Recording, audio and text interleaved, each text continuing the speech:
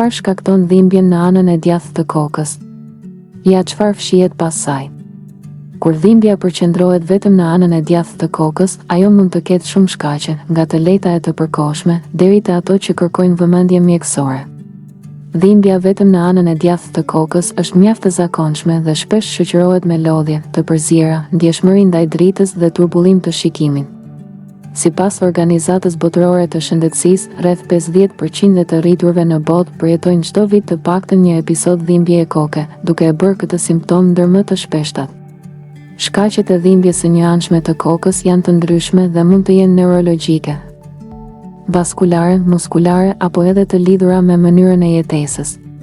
Një ndër shkaqet e mundshme është neuralgjia occipitale, e cila ndodh kur nervat që shkojnë nga pjesa e sipërme e palcës kurrizore deri në lëkurën e kokës inflamohen ose dëmtohen.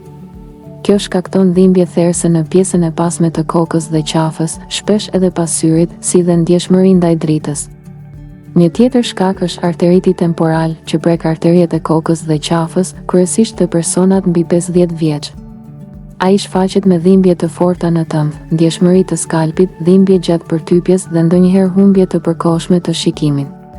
Neuralgjia trigeminale është një tjetër shkak i mundshëm, që jep dhimbje të fortë dhe të papritur në fytyrë, shpesh vetëm në njërin anë.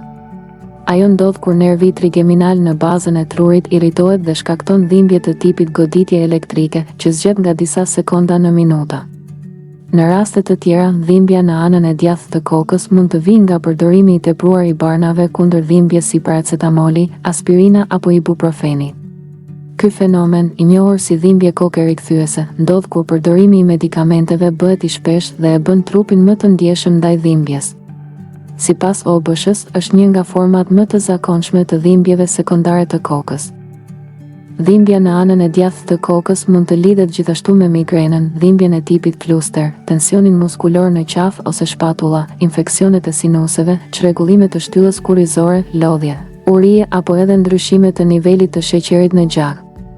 Në raste më të rralla, shkaku mund të jetë aneurizma apo tumori cerebral, të cilët japin dhimbje të forta, të vazhdueshme dhe progresive. Ekspertët e Harvard Health theksojnë se ekzistojnë mbi 300 lloje dhimbjesh koke dhe rreth 90% e tyre nuk kanë shkak serioz. Shumica e rasteve kalojnë vetë me pushim, hidratim dhe shmangje të stresit.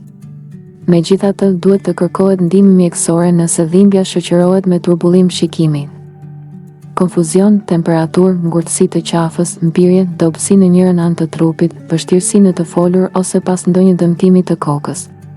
Dhimbja në anën e djathtë të kokës nuk është gjithmonë shenjë e sëmundjes serioze, por mund të tregojë tension, lodhje, inflamacion nervor ose probleme të qafës.